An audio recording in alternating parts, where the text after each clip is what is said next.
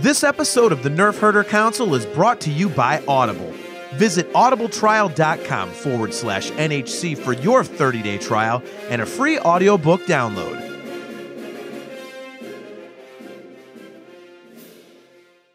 Warning: the following podcast contains irreverent humor, exceptionally nerdy opinions, potential cursing, and plenty of love for the prequels. If any of the preceding offends you, please turn off this podcast immediately, and may the Force be with you. Why, you stuck-up, half-witted, scruffy-looking nerf herder! You can't use that word! Only we can use that word! Maybe there's a lesson to be learned here.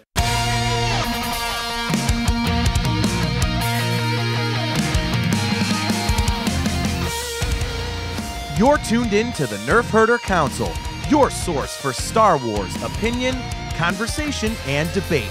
Featuring your hosts, JT, Star Wars. It's freaking Star Wars. Like, what, is she gonna go to fucking Jedi library or something?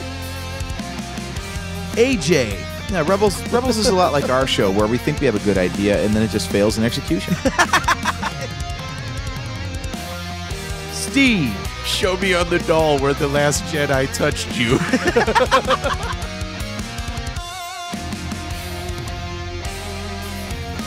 On this episode of the Nerf Herder Council, it's part 2 of our 2-part Star Wars conversation with documentary filmmaker and Star Wars superfan Kenn Bell.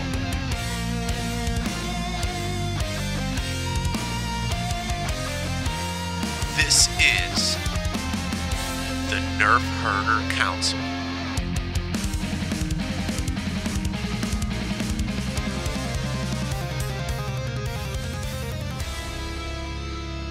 Well, you bring up an interesting point there. You mentioned the movie Solo, and I was wondering what your opinion on that is, because, you know, we've talked about The Force Awakens and The Last Jedi, but, you know, what were your opinions of Solo and Rogue One? Because my personal opinion, and I think I can speak for AJ and Steve as well, correct me if I'm wrong, guys, but I think if you're going to put those two like piles of movies together, you've got, you know, the saga films and you've got the standalones.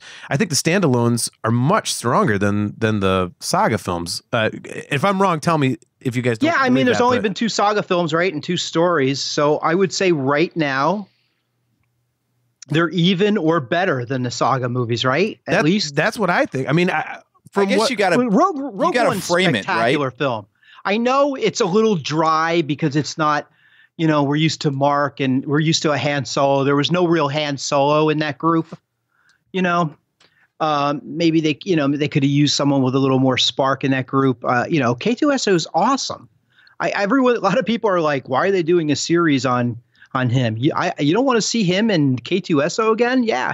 Listen, man, I'm in my 50s. I'll admit it. Okay, I'm in my 50s. I want every bit of Star Wars I can get to the day I die. I never thought this would happen. I don't care. Totally if agree. Everyone isn't a monumental smash hit or the greatest film I've ever seen. I want to live every moment of the rest of my life in that galaxy that I can. And, you know, and I think Solo is going to get people ready for it. Because, again, if you want to make new movies, they can't be simplistic like the original Star Wars movie is. The audience is different. You can't just have a Death Star, you know, and the series is going to be like that. You know, Mandalorian isn't going to have a Death Star problem at the end of every episode. That'd be funny if they did. It can't. It can't. Just want to scream at the screen. Get over the Death Star already. Come on. Yes. The Death Star becomes like the Iron Man suit, Mark 45. Yeah, but that's what I enjoyed Solo. You didn't sit there at the end and, you know, you didn't sit there and go, oh my God, the galaxy's going to be destroyed. But you saw, you know, Han and Chewie. It's deeply in me. Those two. It's to me that's best friends. Yeah, it's deeply into me. I got, you know, there's a great statue. Disney put out a statue of that Han with Chewie, and I bought it. You know, for like I was at a store. I saw it. I found it for like $130. I have it on my mantle. You know, like that is deeply because, you know, if you're a dog lover you love Chewbacca because that's what it was. It was the love of exactly. And I'm not putting down Chewie because I know Chewie has a mind. It has a more intelligence than a dog does, and he could do his own stuff. But he's cute, furry, and lovable. So kid, and that was the basis for the character. Yeah, and it was the Indiana, George Lucas's dog, right? So, so it's very in me, and seeing them, just sitting back and just going like, this is what I want to see. I just want to see, and listen, there was some great design in that movie. The train was awesome. Oh, the Convex was so cool. Mm-hmm. It was cool as hell, right? I mean, those guys on there were cool with the like magnets on. I'd love to see more with that team. I forget the name now. Infest Nest. Yeah. Right. Yep. I love to Cloud see Riders. more about them. I'm interested in them. I want to see more about all of them, and I think that's what we're going to get. My thing is, I know they're going to wait a year or so, but just hurry up and announce the Disney Plus series Han and Chewie. Just call it Han and Chewie. Do you think they can ever pull that off? Yeah, why wouldn't they? Listen, he was really good as Han. No one's ever, the people that are like, well, he ain't Harrison Ford. No one is. Exactly. No one will ever be.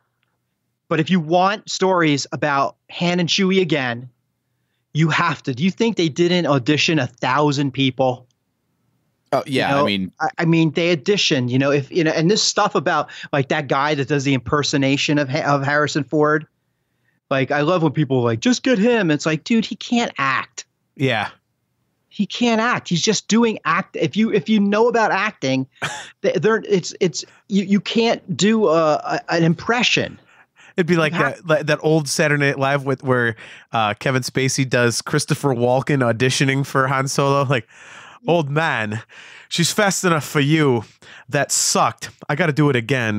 Like, it's just gonna, it's gonna be one of those. It's just, but like, I mean, don't you want to bring back Kira? Don't you want to see the continuation? And they did do a cool thing in there with a fan thing in there with bringing Darth Maul. When I saw, you were talking about Rogue One before, when I just sat there in awe when like the most perfect sequence in all of Star Wars when Darth Vader shows up at the end. Music. Yep. I mean, that's one of my favorite scores in Star Wars now. The Rogue One score, I think, is just incredible. And then when Princess, because I think we all knew that Darth Vader was showing up at the end. I think that was the rumor. But I think they got away without telling us that Leia was going to show up. And I was for sure. I was on a job with someone that hired me, and the job got canceled because of snow. I was in Seattle, Portland, Oregon, and she called me up and she said, "Well, the job's canceled because of snow. We can't get up there. What's there to do?" And I'm like, "Good. We got to see Rogue One. It comes out today." And we sat there, and we watched it. And I was getting misty-eyed when Leia showed up. I was 11 years old again. Well, and Tarkin too. I mean, Tarkin was the one that got me. Tarkin was awesome, but I mean, like, I don't have that feeling for Tarkin that I had for Princess Leia at that age. Like, they recreated her at that age, and they did an incredible job. I know it could be better, and it probably will the next time they do it. But I was just like, and it's funny too because she just looked at me like, what is wrong with this dude I'm with, but it's just like, that's what it is for Star Wars people. It's the only thing that transports me back to a time, with a lot less of the hell going on in the world than today. And nowadays with all the craziness and all the Star Wars stuff and all every video about, don't see Solo, like that pissed me off with all the, like, I agree with a lot of the points of the people that are angry at The Last Jedi, but when they were like, now we have to destroy Solo, I'm like, guys, Solo is actually what you wanted all along. Yeah.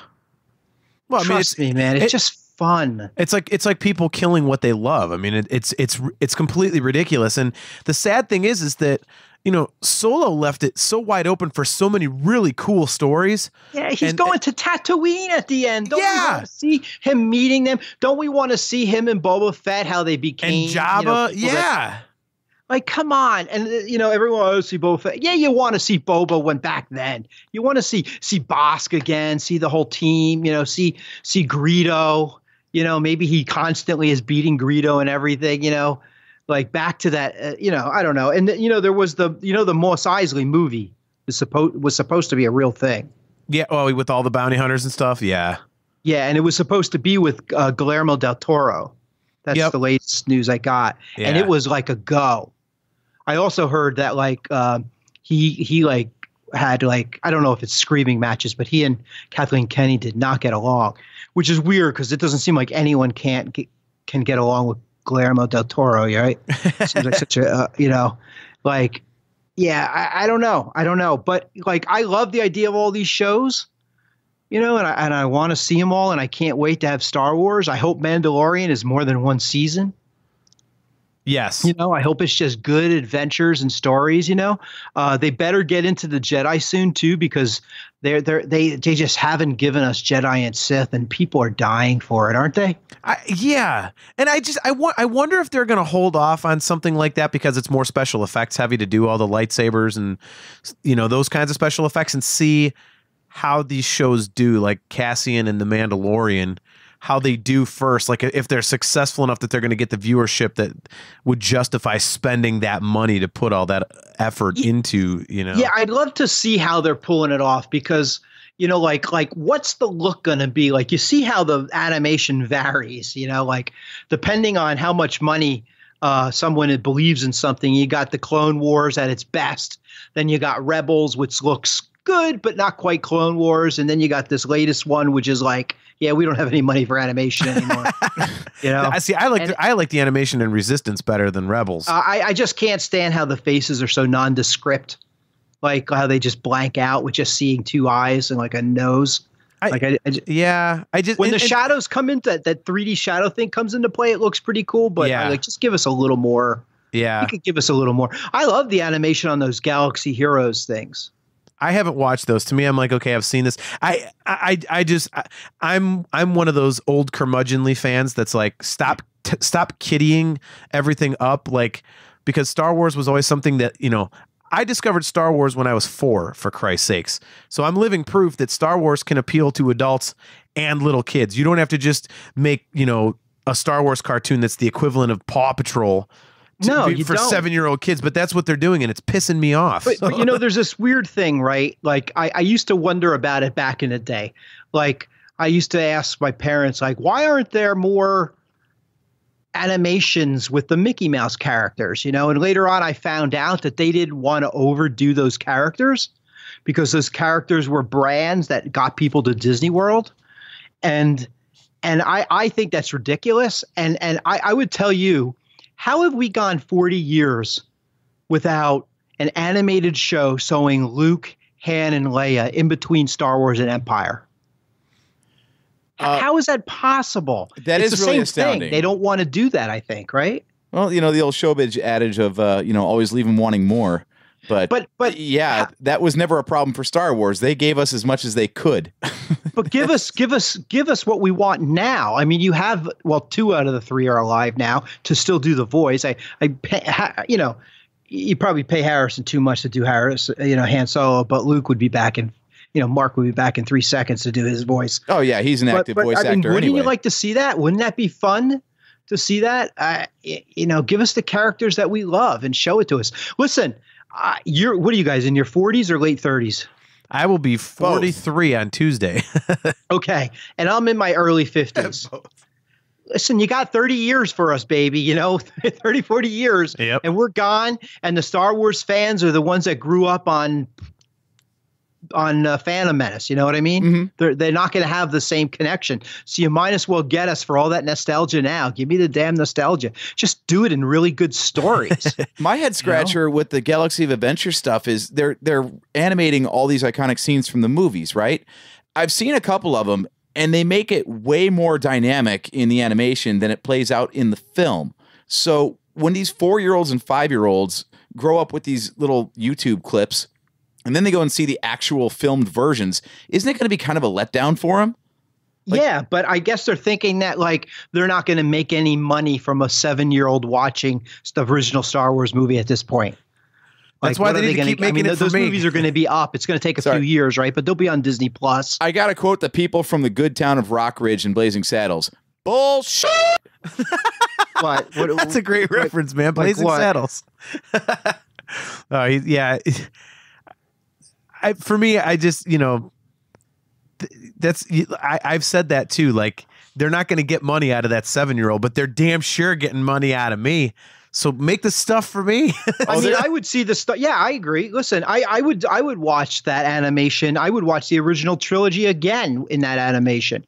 Obviously you have to update things a little bit. I get that. I mean, there's all, it's such a weird world because Star Wars returned at a time where political correctness is at its height, and then the political world with Trump came in and the two hit heads like two rams, like two banthas on Tatooine hitting each other in the head. And, and people are circling their wagons and they're pulling to the two sides. And Star Wars didn't help itself too much, but instead of just giving us great stories, there's tons of things in those recent movies that are like, okay, where's I like Rey. She's awesome. I understand it seems like pretty much everything she wants, she gets. I'd like to have the hero, maybe struggle slightly more for what she wants, but all right, whatever. But who are our male heroes in Star Wars right now? Finn is like a clown, yeah. And Poe got emasculated for the whole movie with Holdo. I think Poe's kind of like that because I kind of see him as a solo-ish character because as much as I get the point about Holdo emasculating him, but I kind of think Princess Leia did that to Han Solo in A New Hope to some degree. So I've always seen the parallel because that there. was just sparring back and forth. Remember, back then there weren't heroes like Princess Leia. Back then we kept hearing the princess. We got to save the princess, and then we see her and she goes, kind of, well, we saw her before that, obviously, but when she finally meets him, she's like kind of short for a stormtrooper. You know what I mean? Yep. Lucas inverted what we expected out of the princess and came up with a really cool character. At the same time, she did not take on 12 stormtroopers with a stick like the in Rogue One and beat them down. She beat them down with a gun. Mm-hmm. You know what I mean? Like she was a realistic portrait of an incredible character, period. It doesn't matter whether she was female, which she was, but female or just character. She was just a great hero. And I hate to see it all entangled in all this stuff. You know what I mean? Like the social justice warrior crap. Yeah. Yeah. And I see both sides. And I know you have to be like they say, you got to be red pilled to really see it. If you're not red pilled, you don't see it.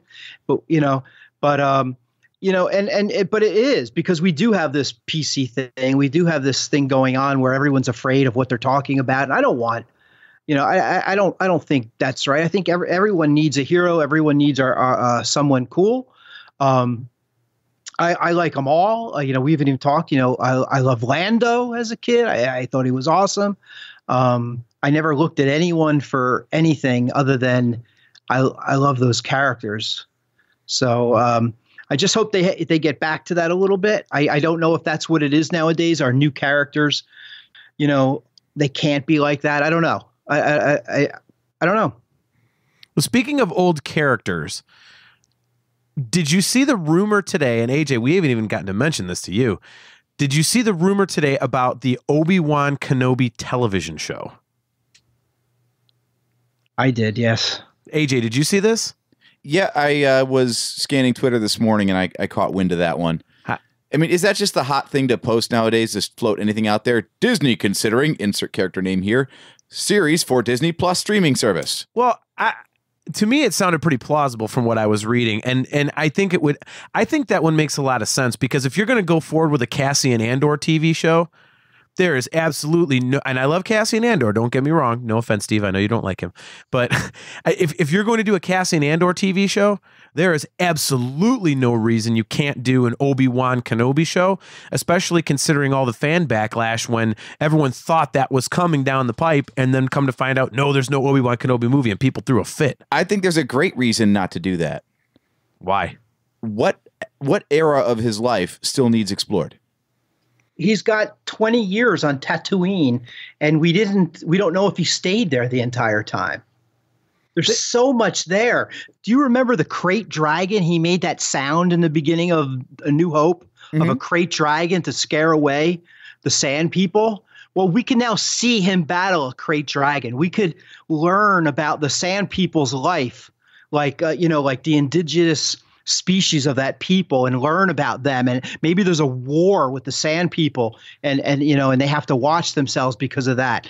And the dude who played Uncle Owen's a great actor, right? Do you know who he is? Remember his name?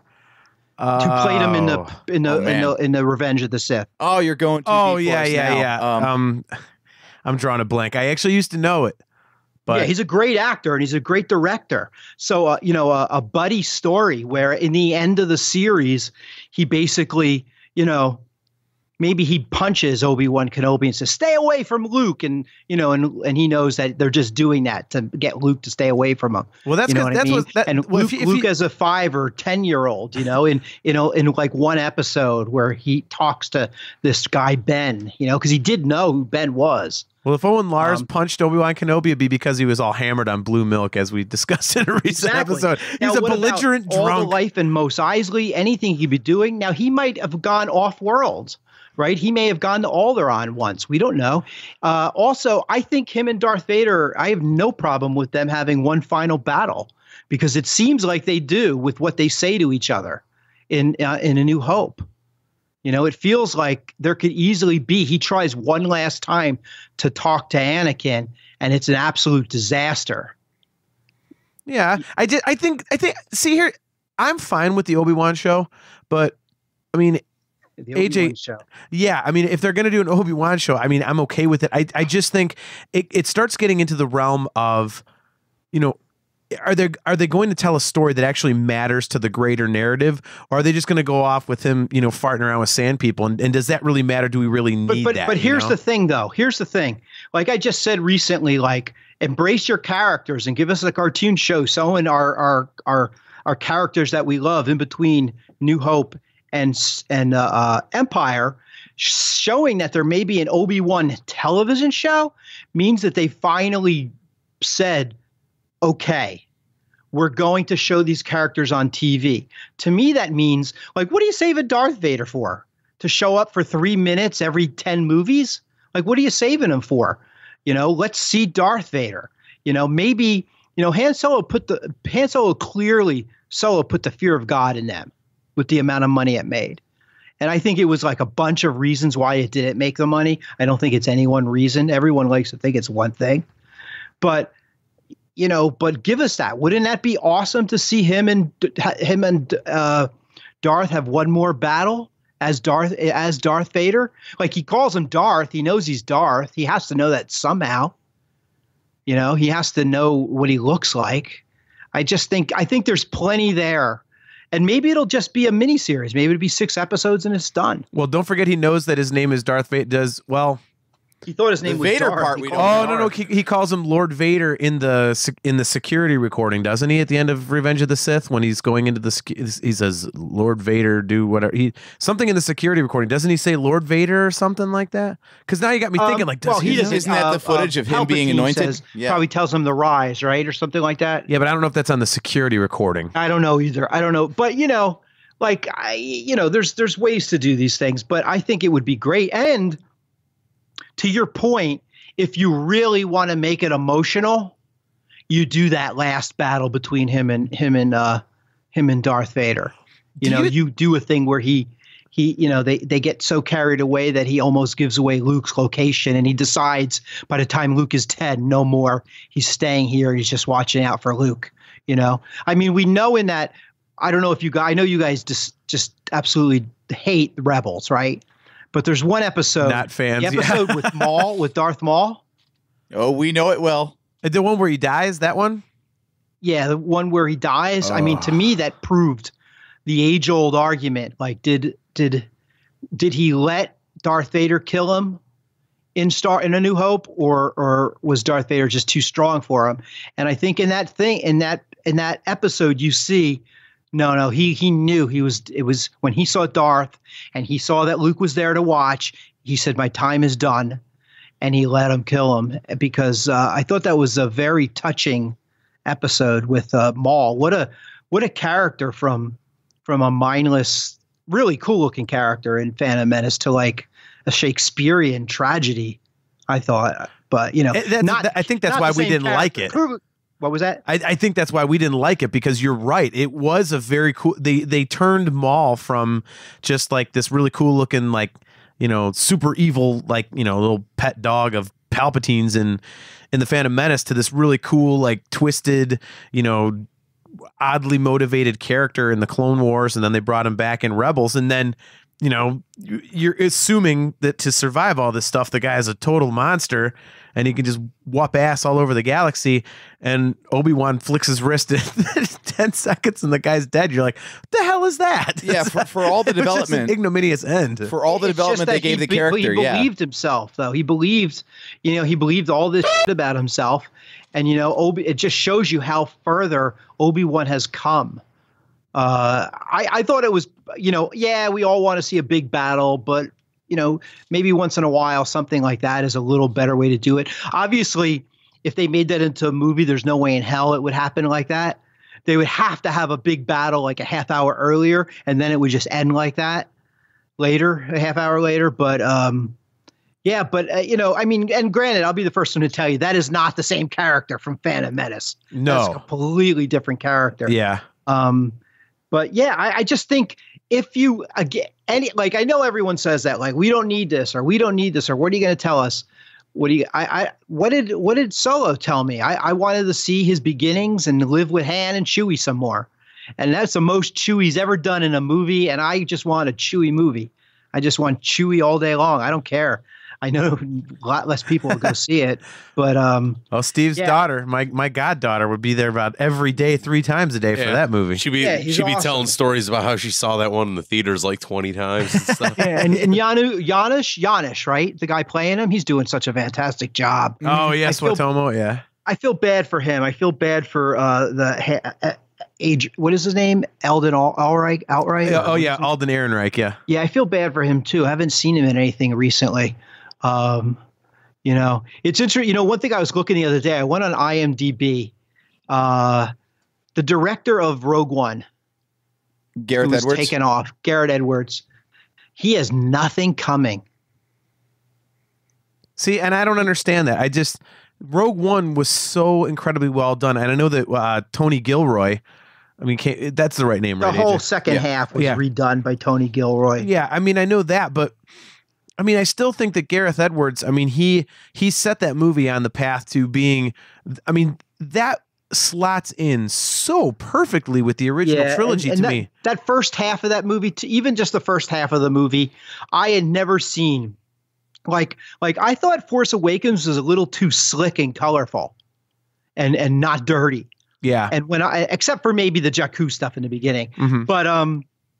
But when I watched that movie, I said, my God, I'm back in 1977. Yeah, and it's not just seeing the same stormtroopers and, you know, and making it all gritty. Like, there was something about the feel, the way they handled everything that was just and they nailed Jeddah, the feel. You know, the idea of this giant statue that fell 1,000 years ago. Yep. You know, like wouldn't that be so great if the trilogy with the guys from Game of Thrones is the beginning of the Sith, and at the end of the movie it's at that statue and it falls at the end. You know, connect those little things up are what us fanboys love. You know, show us these worlds again. Like, that's the other thing. Stop creating another 10,000 aliens and show us some of the ones, you know, that we saw before once in a while. Yeah, you know, I mean, why not show us Hoth again?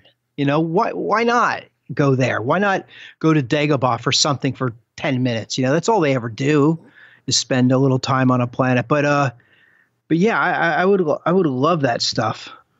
Yeah, I completely agree with you, and we've been on record on the show as saying that, like, you know, we talked about this, you know, before we started recording with you, that, you know, okay, you know, we have every movie has a new kind of stormtrooper, has a new kind of this, and it's just a mod of what came before it. And, you know, we used the example of the rumor for episode 9 where they have red stormtroopers, and every time I hear that, I can't help but think of the Adidas trooper. That's always at Celebration. I just hip-hop trooper. Yeah, I took a picture of him at Orlando Celebration, sent it to him. Yeah, and it's like that's here's the thing. Here's the thing, though. They get it right every other time. The Death Troopers in Rogue One are so damn cool. And then whoever came up with the idea of that voice makes them so much scarier that you can't understand what they're saying. They only understand what each other is saying because it's decrypted. That is encrypted. That is so damn cool, right? And listen, before we knew what happened to Plasma, that was so damn cool how Plasma looked and had that cape and had the chrome look. And then, wow, a white TIE fighter with a red stripe. Wow. All right, fire that guy. Yeah. You know what I mean? Like, get the guy who made the Death Trooper and the original Phasma thing, like they do hit it sometimes, right? Oh, yeah. No, I definitely agree. But, I said, I'm not in the mood for a red stormtrooper right now. Is that new? Is that a real? Because I didn't hear that rumor. Yeah, that's a real thing, and it's actually been reported many times by many different sources, and they basically answer only to Kylo Ren. They're like, and so of course, it's like a cross between stormtroopers and Praetorian guards, or the Imperial guards that the Emperor had. So it's I'm one of the few people I thought that look of those guards in The Last Jedi and the original ones were always kind of un-Star Warsy to me. They were too clean. Like there was not enough detail. Like if you look at the original Stormtrooper, even I don't like the frog-looking Stormtroopers now. I like the original Stormtrooper with all the little things going on the helmet and everything. That are kind of like these are the iMac versions, the new ones. They actually said they started from what would happen if Apple designed a Stormtrooper. That was their exact mission statement. That's a bad idea, right? It makes it too contemporary instead of timeless. That again, I would hire someone that just fire people with bad ideas. Like that's just stupid. What does that have to do with Star Wars? And the Praetorian guards, when I first saw some of them, they reminded me of those collapsible camping cups. Like when you would go camping with like your canteen and stuff, you needed a cup, and it was like a puck, and then it would telescope out. Yeah, that's what it reminded me of. I'm like, what the hell are those? How do you not invite back Joe Johnston, who created the Stormtrooper, the final version, who created Darth Vader, who created all the ships, the final versions? How in hell do you not say, Joe, you're old, stay at your house. We're going to throw in a cable line so we could talk to you on a big television. Let's get going. You know what I mean? Like, let's create these great vehicles. I mean, I remember the joy of seeing the land speeder the first time that Luke was in. And being like how cool it was. It's funny. All my memories are just sitting next to my dad and even seeing in his face how cool it was, that my dad liked it too. But, well, for me, it's the Millennium Falcon. I've always said, my God, the Millennium Falcon, the greatest spaceship of all time. Yep. Like what, I'm looking at I have the model here. I bought it at Celebration. 2 years I haven't built it, but, yeah, I just don't get it. But red, to me, when you start getting crazy with the colors, you're just coming up with like an easy way to just paint the Stormtrooper toys to sell it. Exactly. Yeah, it's just another way to sell some more action figures. Hasbro loves it. Yep. Yeah, it's just like that's not it though, guys. You got it with the Death Trooper, so bring in some Death Troopers again. Yep. Wouldn't Kylo look awesome with 4 Death Troopers behind him? Up them a little bit, change them a little bit. Mm-hmm. Even the idea that they had that the Death Troopers were tall and a little lankier and tall, that was cool. It was. Yep, I agree. There was some real thought into Rogue One. It felt right. Oh, I completely agree. I left that movie just absolutely blown away. It was I've always said that The Force Awakens is the only Star Wars movie that I left the theater going, and leaving the theater from Rogue One, I had the feeling that I wanted to have when I was leaving the theater for The Force Awakens. Yeah, I mean, they died, so it was a little sad, right? So you're never going to have the same joyous feeling, right? Yep. But It was great that they had that. Listen, does everyone forget? 2 of the guys were Guardians of the Wills. What was that? Tell us. Yep. Like there's a book. Talk about a fan throwback. In the beginning, I read a bunch of books, a bunch of the new books, and I stopped reading them, except for like Claudia Gray's book. She did some great Princess Leia books. Mm-hmm. But I read one. It's funny because I had a problem with a lot of the books because 300 pages. Star Wars is a pulp action series, with mythological importance, but simplicity. And the stories need to go by at a nice breeze and a nice quick clip, which is probably the one thing you could say with Rogue One is it took a little bit in the beginning to get moving. I get it, but I'm fine. I don't care. But a lot of the books are like that. It's like, and they get too like science fiction-y. I don't care about every type of metal in this world. I don't care about how things work because Star Wars isn't about how things work. Star Wars is about that they work. And let's move on. Yeah, I love that. Like Solo, for example, they need to have something that they're going and using as barter and currency. What are we going to call it? Hyperfuel. Done. I'm good. Let's move on. Yeah. I'm in. You don't have to explain the whole world to me. So there was a book. There are like these teen books or young reader books. There was a book after Rogue One called Guardians of the Wills. And it was a story with those 2 characters a few years when they first were introduced to wow, who's the guy? Who's the crazy guy that raised Jin? Forrest Whitaker. Saw Gerrera. Yeah, Saw Gerrera. And it's them meeting him the first time. And there's this great story where they have to there's not only Guardians of the Wills, there's another group, something else of the Wills, and they have them and a bunch of kids, and they have to get them to a ship off planet, and they figure out a way to do it. And it's a quick story. It's like 190 pages and it moves fast. And that was one of the only books I read that just felt like a Star Wars story. And I was in another adventure in that world on Jeddah and got to know a little bit more about the Wills. But like, why wouldn't that come back at this point? Like, let us, find out some more stuff about this. A lot of times they just don't know and they just never want to tell us because they never really came up with an answer to what things were, right? Like Lost, right? They never had an ending for Lost, and that's what hurt them in the end. Yeah, they just plant a bunch of seeds and then leave them open for other people to pick up later. Yeah. Well, you can't do it anymore, right? Like, I mean, I hope the new trilogy with the Game of Thrones guys, I hope they write all 3 together and connect them all in, take a few years, write them. Don't rush the writing, but at least get, a script for the first one, 30-page treatment for the other 2, so they can start connecting things and making things.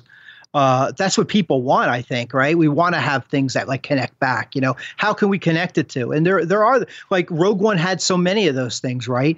The great 2 characters from the Mos Eisley that knocked into them. Dr. Evazan and Ponda Baba. Yep.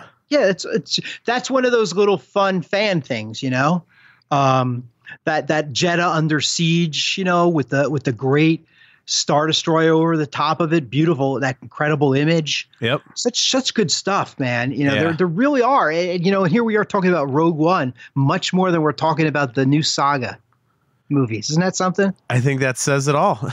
I mean, give me I'm still okay. Maybe you guys can explain this. When Holdo uses the Holdo maneuver that it has become to know, right? I know it's beautiful. I know in the movie it's awe-inspiring watching it. Believe me, I said the last 45 minutes of that movie, I think, are a perfect movie.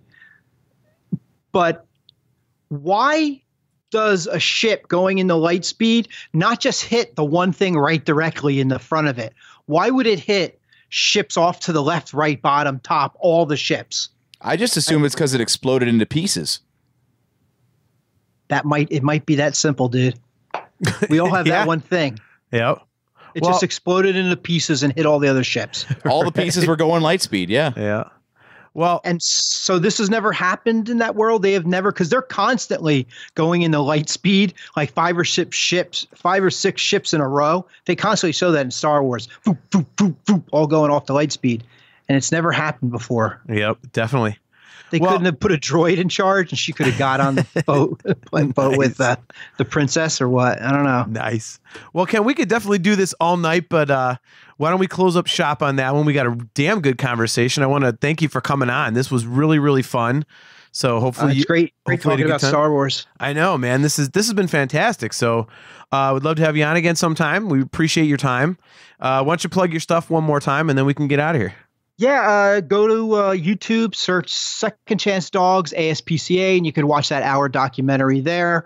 Next one won't be out for a year, so there's really no reason to tell anyone to look anywhere for that right now. But yeah, if you like dogs, definitely check it out. It's a real good doc, and it's spent 4 years of my life on that thing, and it has a nice happy ending. You'll have happy tears, but there's not anything sad.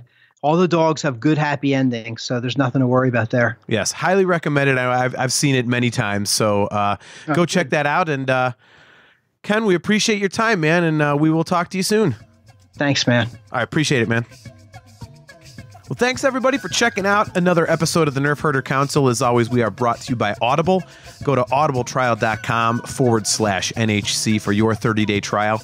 You can find the Nerf Herder Council at all of your favorite podcast locations, Spreaker, Stitcher, iTunes, Apple Podcasts, Google Podcasts, Pocket Casts, CastBox. We are on Spotify. You can find all of our episodes on YouTube. The website is nerfherdercouncil.com. Don't forget, you can find us on Facebook. Just look up Nerf Herder Council. You can email us directly at nerfherdercouncil@gmail.com. And we are on Twitter at NHC Podcast. And last but not least, do not forget that you can get your official Nerf Herder Council swag at shop.nerfherdercouncil.com. So once again, I'm your host, JT, at Dog Pound Jedi. He's AJ. At Drake Adams 579. He is Steve. At JSteve1005. And we will catch you next time.